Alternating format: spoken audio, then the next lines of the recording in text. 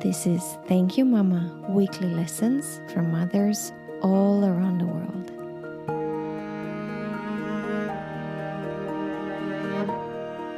Hi and welcome to Thank You Mama. My name is Anna Teider.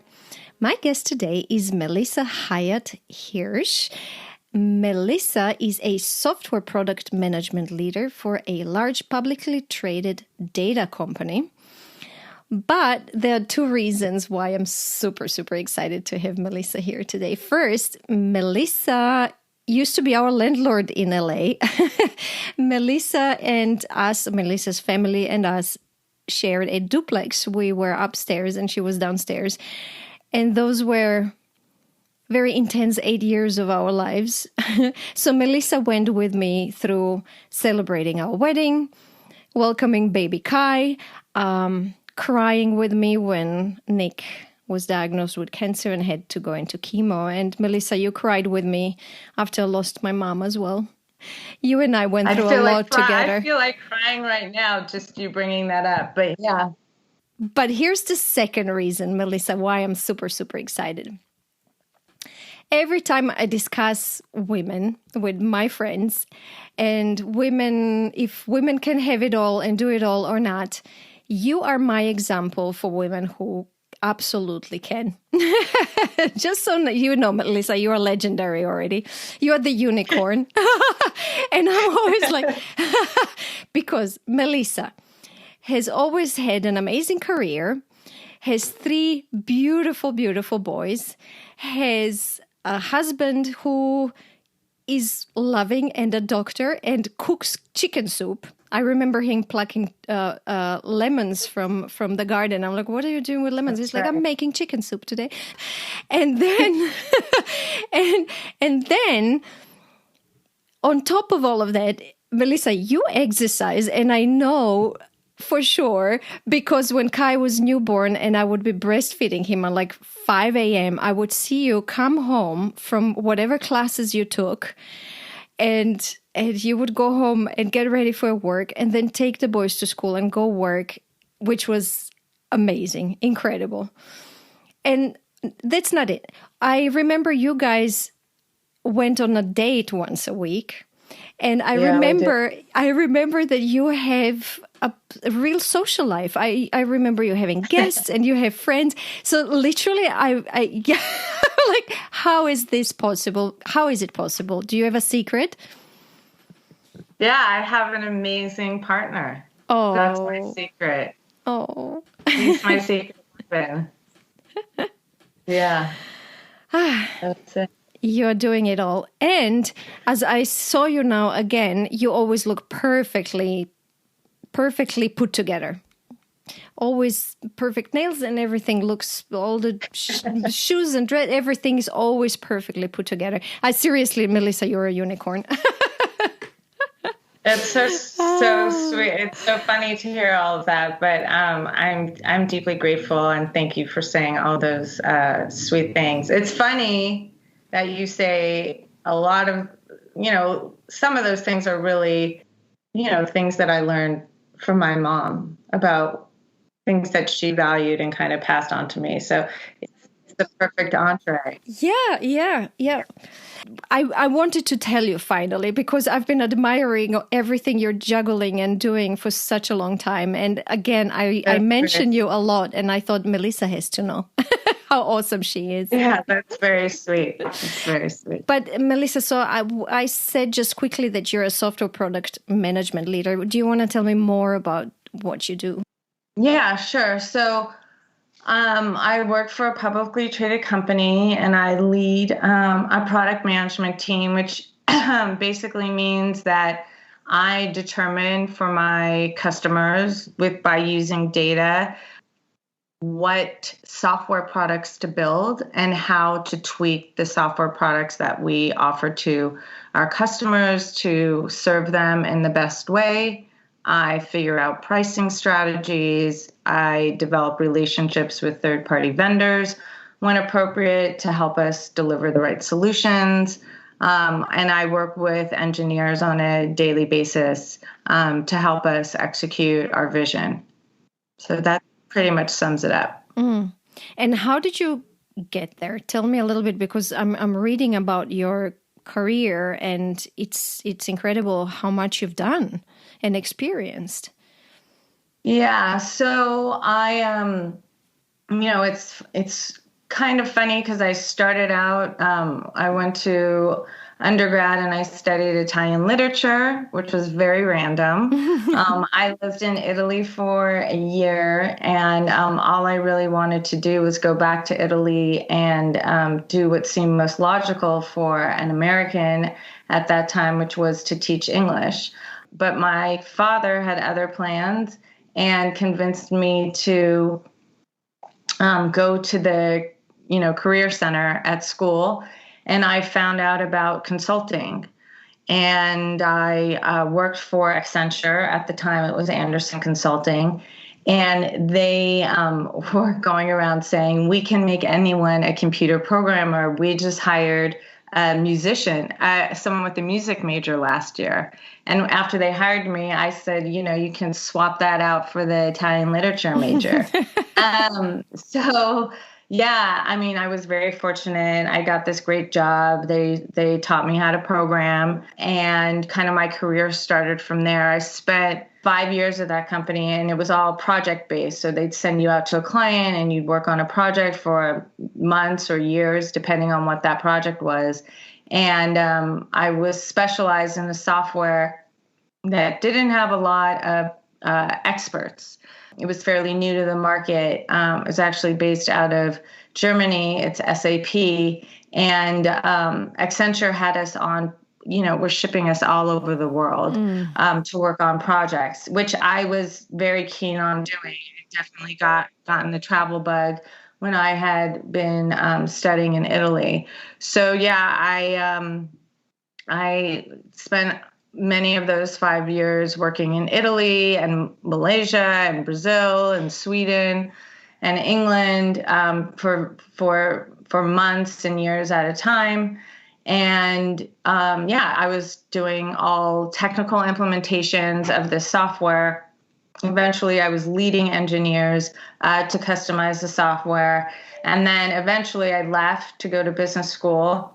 And Melissa, now, and I'm reading, I left this when I was 27. So you've done all of that by the time you were 27. Yeah, okay. It was just 5 years. And I did that during those 5 years, and then decided, consulting is a great gig, I think, if you're single. And but young. If you want to settle down, it definitely wears you down, all the travel. So yeah, I decided that I wanted to go back to school, and I was fortunate enough to get into UCLA, and I had been working in Kuala Lumpur. So I left Kuala Lumpur and came back to LA and was here for 2 years. And then I got hired by IBM. And so I thought I wanted to go into marketing, which was a great experience for me. And I was there for a while. And then I went to Reuters, which was another big company in New York. And then I met Warren, my husband, and we moved back to LA. And just like an example of how supportive he was, convinced me that I should be doing something on my own. And that's what kind of brought me into product management, which was I come up with a business idea and I needed to build the software. And that was, 2006. It was, I don't even think the word product management was barely on anybody's lips. Right now it's super hot. Yeah, and I started figuring out how to build the software and what it should look like and how it should work. And I was working with engineers. And by the time I finally walked away from the startup, it was fully fledged.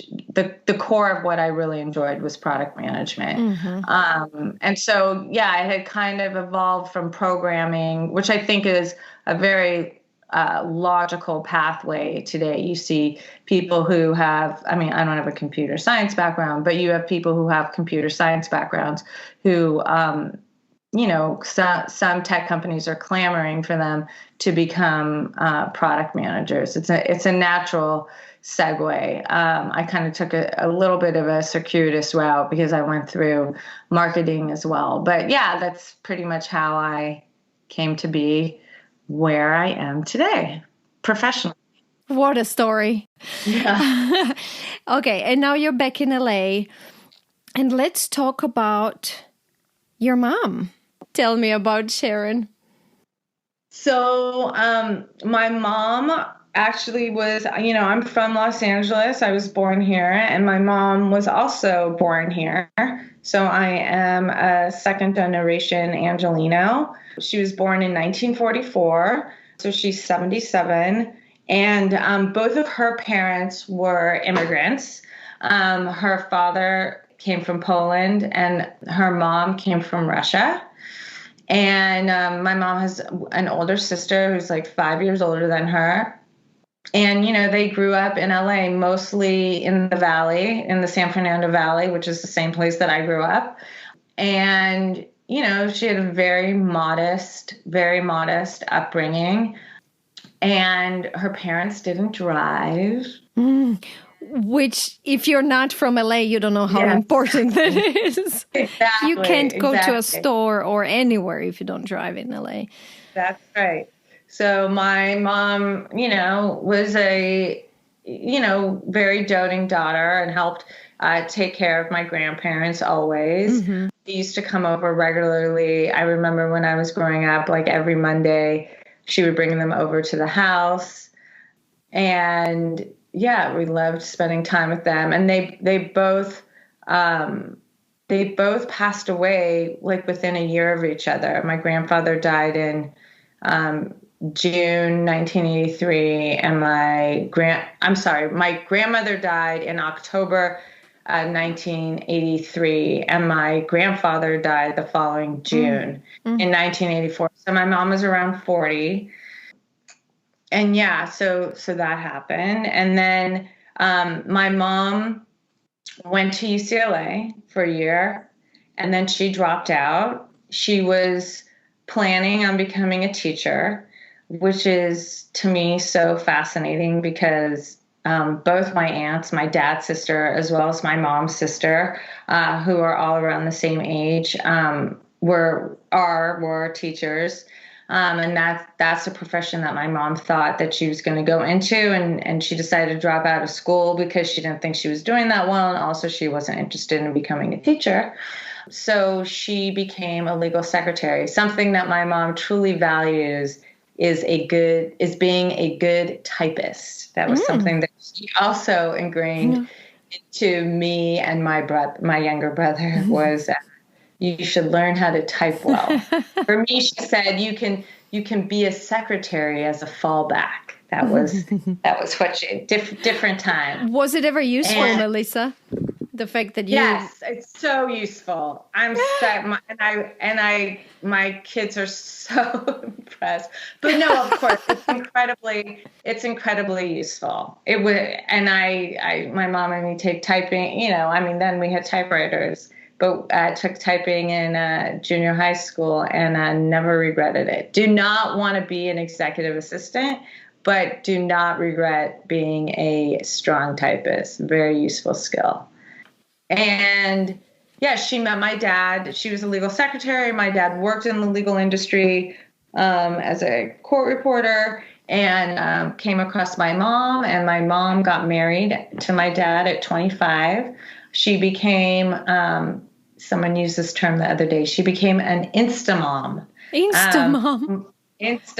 Someone referred to himself as an Instadad. So I guess that would make my mom an Instamom. But isn't it Instagram connected? Well, oddly enough, the guy who told me that works at Facebook, but he said that it was not related. Oh, okay. So he was an instant dad. Yeah, so he said he used that before he was hired by Facebook. But so my mom became a stepmom to a 2-year-old and waited a few years to have me. She had me when she was 29. And then about 3.5 years later, she had my younger brother. So she had 2 kids. There were 3 kids overall. Actually, my brother must have been older because my mom got married at 25 and had me at 29, but my brother was already 9. So he was probably 4 when my parents got married, 4 or 5. And then, yeah, my mom was a homemaker. And I don't know if that's a politically correct word to use or not anymore. But Nothing is a politically correct word anymore. That's true. There you go. There you go. She stayed at home and raised me and my brother and made, the household work. And she did that until, we left the house. But my dad passed away in November 2004. He had lung cancer, and he was diagnosed, and then a year and a half later he passed away. And my mom had to step up to the plate in ways that none of us had ever dreamed of. My father, unfortunately, my dad thought he was going to live for forever. And he decided to stop paying his life insurance policy. And then he got sick. And so he left his business. He had a court reporting business, and he left it to my mom. And my two brothers were supposed to run the business. And there were some complications, and my older brother left the business, and my younger brother and my mom now run the business. How old was she, Melissa, when she took over? I don't know, she must have been 60.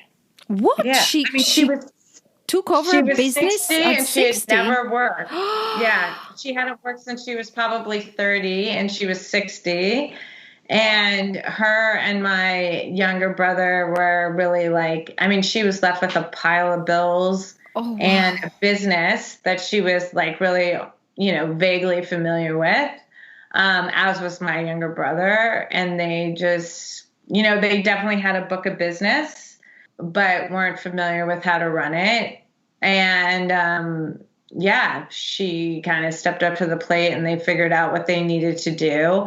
And, thankfully the business is thriving.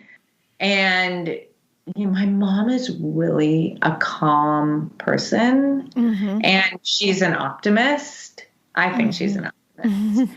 And she doesn't complain.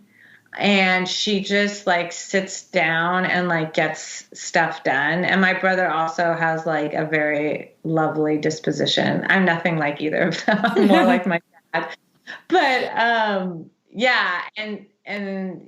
so they've been running this business since 2004. So, but Melissa, so is she still working? She's still running the business with him? Yeah, I mean, she's definitely still involved on a daily basis. I think she's given herself some flexibility where she's not there working 9 to 5 every day, but she might be there working 11 to 4, 11 to 5 some days. If she feels she needs to be helpful, she'll come in on the weekend. I mean, she does whatever she needs to do. So, yeah, I mean, it's kind of ironic, right? We think we're going to work when we're young and then save up, enjoy retirement. I mean, and she's enjoying herself. I mean, she has a nice life, but she definitely was thrown a curveball. She was definitely thrown a curveball. But what I'm asking, because I remember that she was very involved with your boys. I'm surprised that she's running a business and she still had quite a lot of time to come and visit them and do stuff with them. And she was very involved. She was... So you inherited that from her, obviously, being able to do everything. Yeah, I mean, she managed to balance everything. I think, like I said, I mean, she was definitely thrown a curveball. Growing up, it's just super interesting. Like I told you, my mom had a very modest lifestyle growing up, and then she married my dad. And I mean, my dad was wonderful, but he definitely had an appreciation for the finer things in life. And my mom had a lot of support. My mom had a live-in a woman who lived with us, who took care of the household and took care of us. It wasn't even like we had a large household, but she still took care of it. And my mom had a lot of support while we were growing up. But she was very, polished and, it's just so different now. My mom, my parents took on very traditional responsibilities. My dad worked and was the breadwinner, and my mom stayed home and made sure that there was dinner on the table and that we were taken care of. And I mean, my dad was involved with us, but does not, let's just say he was not cooking chicken soup. Or going to the garden to pluck lemons. Definitely not doing anything like that. Apropos, at all. Is Oren still growing tomatoes in the garden? Oren just bought a bunch of plants it's growing strawberries and just brought cucumbers into the kitchen. And because I married a Renaissance man. You seriously did. I remember. So he's an ER doctor. He plays basketball, and I think he plays a guitar in a band or something like that. He does. Oh, and then he cooks soup. Classic piano. He also plays quite good piano. How did you find him? I found him at a New Year's Eve party in New York, and let me tell you, it was the luckiest day of my life. Oh. And the best decision I ever made, and my kids are so lucky. I know. But yeah, so I mean, I could talk about Oren for forever, but Next I won't interview. Just to say that I think having someone, it's funny, Sheryl Sandberg, the COO of Facebook, once said the most important decision you'll ever make in your career is deciding who your life partner is going to be. And I couldn't agree with that more. And my mom also had a good partner. People do what works for them, and that's what she knew, and that's what worked for her. But I mean, my mom is highly, she's productive. She doesn't sit around, and she's able to get a lot done, and she's definitely been here for my kids. My kids love my mom, and I think she's tuned into me, and having three little boys that are 5.5 years apart, especially when you and Nick were living here, was challenging. And I did have help during the week, but I didn't have help on the weekends, and Oren has a different work schedule every single week, and he works a lot of weekends. So my mom was definitely, and she still comes and, it's different now because the boys are older, but spends time with them. And she's an amazing grandma, and they're obsessed with her. So that's been, really nice. So she's great. We're I try to live in a place of being grateful for what we have. I'm super grateful for my mom. Let's talk about her lessons. Let's learn from Mama Sharon. Yeah. So my mom, I had taken down a few notes for this. I hadn't thought of, you mentioned like, you're the way that I put myself together and my nails. So that definitely, my mom is big on, for better or for worse. She believes that, first impressions are made from, external judgment calls. So she kind of puts herself together in a certain way. And I think I've, picked up, I try to mute it. I try to mute it. I certainly 100% mute it for my children and make no comments to them. But, some of her self-awareness in that regard has been passed down to me. So that's a lesson that I've learned. Another is, you mentioned exercise, and I have been fairly consistent about, exercise and trying to be healthy and how that relates to not only physical, but emotional health. I think that that's super important. And that is definitely something that my mom passed down to me, was this idea of making physical activity and exercise part of your lifestyle and not just some passing fad, that it needed to be prioritized. And I think that speaks a lot to, self-care, which I mean, she didn't articulate it in that way, but I think that's the underlying theme there. And it's something that I really value. And especially, I mean, as a mother, I mean, it's kind of that, you go on the airplane and they tell you to put on your oxygen first, right? So I think that's true in life as well. And I know my mom supports that and has definitely, you got to take care of yourself so that you're in a position to take care of others. So that's certainly something that I learned from her. And then I think, my mom, I don't know where she got this from, but she told me that guilt is a wasted emotion. I love that. Yeah. I love that so I much. think when I was younger, I must have, I don't know, I probably did things that I thought I shouldn't have done and would express that I was feeling guilty. And one day my mom said, guilt, it just doesn't serve anybody.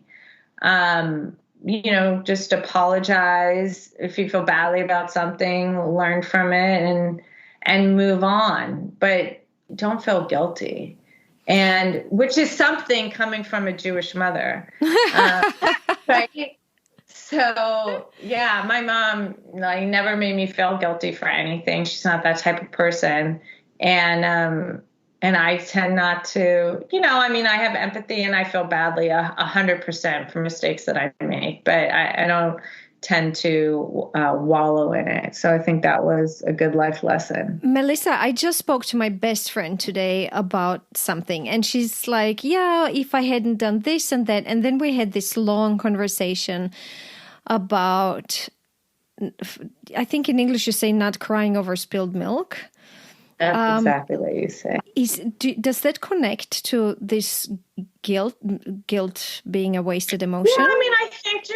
Yeah, I think to a certain degree it does. It's like obsessing about something. Yeah, and not wallowing in it. I mean, exactly. It's just so self-destructive, And I think to my mom's point, like, what it doesn't serve anybody. Right?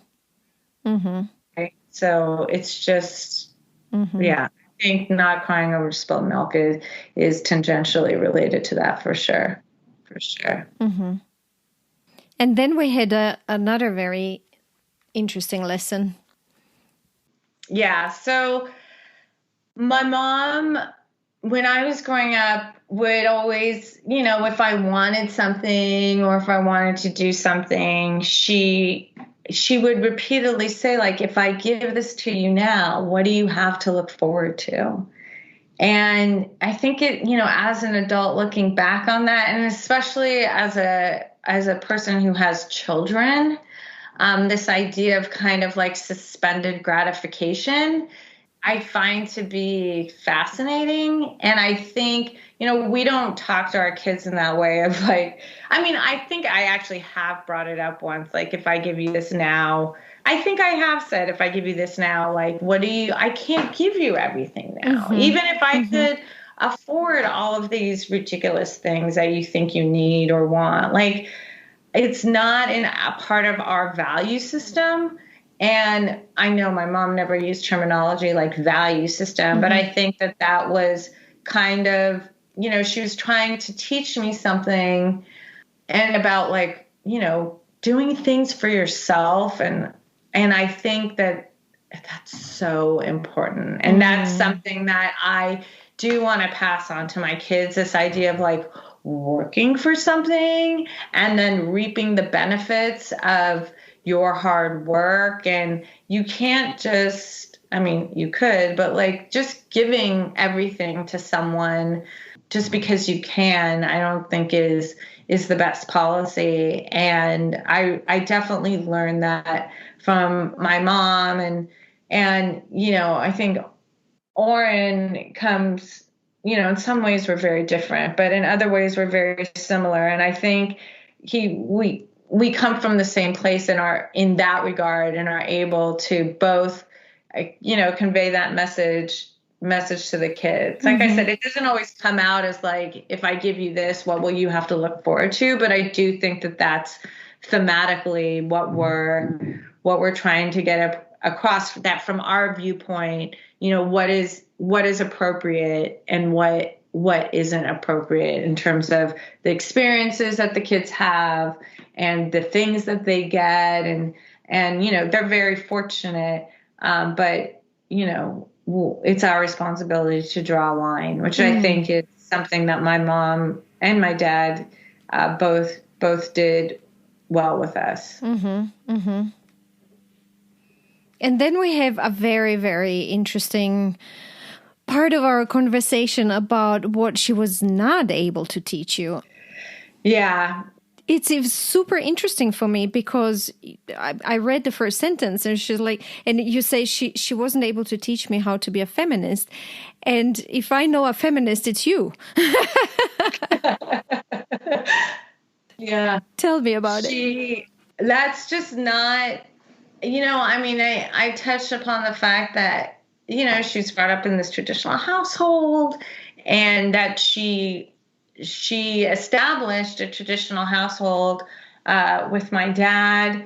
So she just comes from a completely different place that from what I think both Oren and I are trying to establish in our family with our children, which I think we established with them and their boys.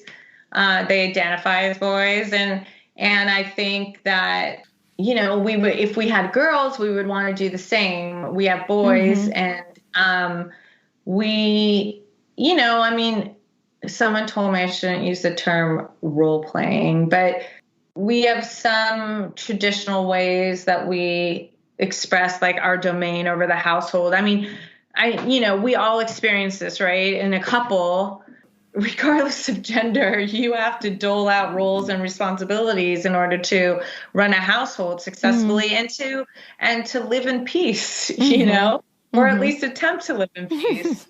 So, you know, there's certain things that we do that, you know, I know my mom took on as part of her responsibilities when we were growing up, but we've tried to, you know, break the mold of that. And Oren grew up in a similar, I mean, his mom worked, so I shouldn't say that wasn't totally similar. She worked outside of the home and made money. But there were certain rules and responsibilities that she had that my mom had as well. And I'll just give you an example of like how my mom's unable to teach me this. So, you know, you mentioned that Oren's a physician and, you know, I had said he works a shift schedule. So he comes home he goes to work at odd hours. He comes back at odd hours sometimes. And one day I was home with the kids and my mom was over and I don't know, Oren was on his way home and we were speaking on the phone and he said, maybe he didn't say, do you need anything? But I said, honey, can you, do you think you could stop off at the market? Like we need milk and whatever else I said that we needed. And he was like, you know, I'm sure he said, sure, whatever. We got off the phone.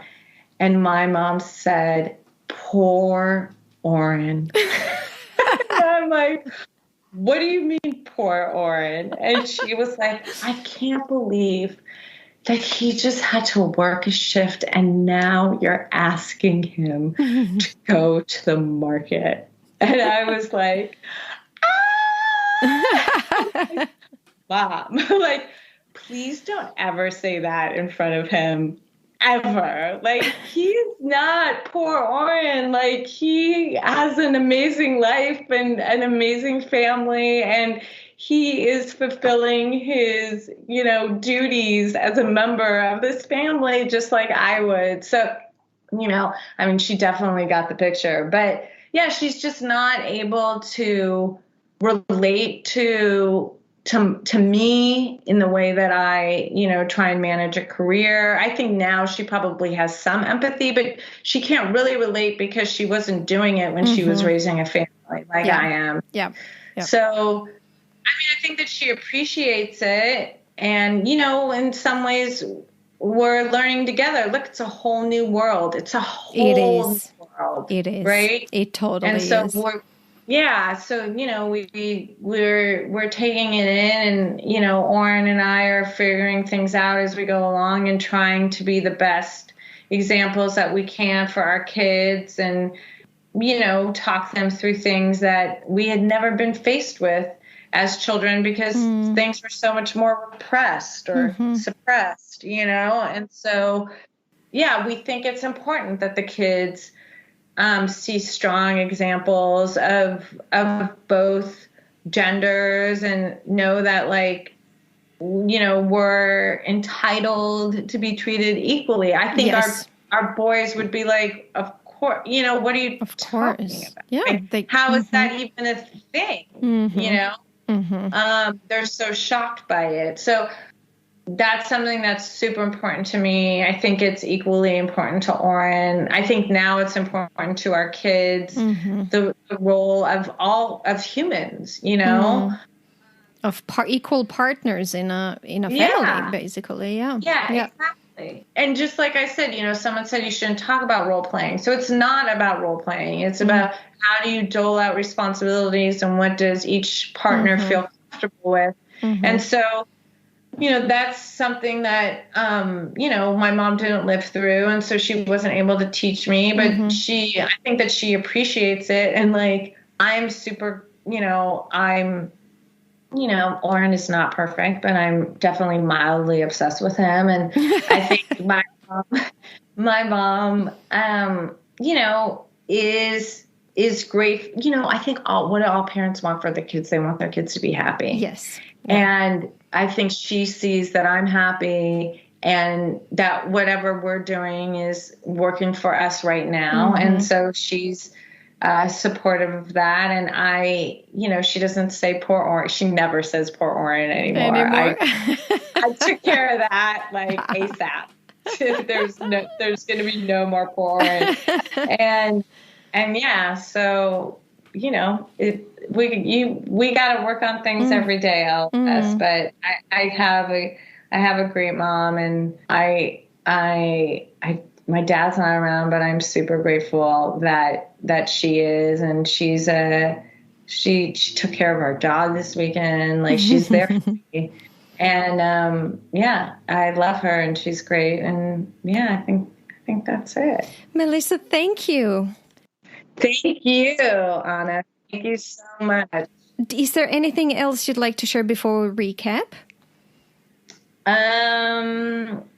No, just that I think the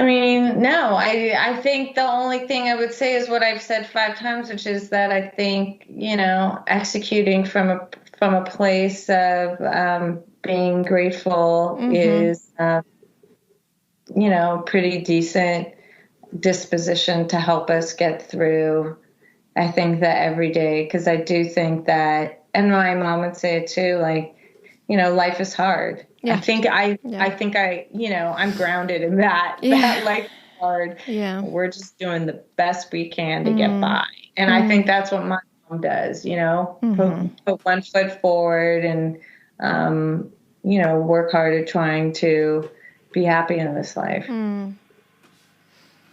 Will you help me to recap? I wrote so many notes. As a first lesson, sure. I did. What do you want me to help? As a first lesson, I wrote down typing, and I think it's very cute that she really wanted you to learn typing as a fallback thing, and that it was useful to you, and that the boys are impressed with your typing nowadays. Yeah. But more importantly, I have to always be put together, and I don't want to take this superficially. You mentioned self-awareness, and I guess that adds to self-confidence. And then I have exercise being a part of your life as a lesson you learned from her, but I love it how you translated it into self-care. Yeah. And then the big one, which is guilt is a wasted emotion. It doesn't serve you, so let it go. Apologize and do better and learn from it and move on. Yeah. And then there was the big lesson about suspended gratification. She used to say, if I give you everything now, what will you look forward to? But to me, I wrote down, even more importantly, is working for something and reaping benefits of your work. Yeah. And then we had a long talk about what she wasn't able to teach you was being a feminist, which she didn't show you with her example. But I love it how you talked about how actually you are. And then my last thing that I wrote down is gratitude, coming from a place of gratitude and never forgetting that. Did I miss something? No, I think you got everything, because that fourth thing was the typing that I hadn't articulated on the paper, but you got everything else. Yay. You definitely got it. You definitely got it. Melissa, thank you so much for doing this, for being my guest. Thank you so much. It was so fun. It was really fun. And please say hi to your mom from me. I think I also cried on her shoulder as well at one point. Life was tough. She's still talking about you and wondering how you guys are doing. So she'll be happy to hear that we connected. Send her our love and thank you again. If you enjoy Thank You Mama and want to help it grow, please take the 2 seconds to leave a 5-star review on Apple Podcasts. It really helps. If you'd like to get in touch, you can send me a mail at info@thankyoumama.net. You can also find me on Instagram, Facebook, and Twitter under Anna Tajder, that's Tajder. This was Thank You Mama. Come back next week, subscribe, and tell your friends.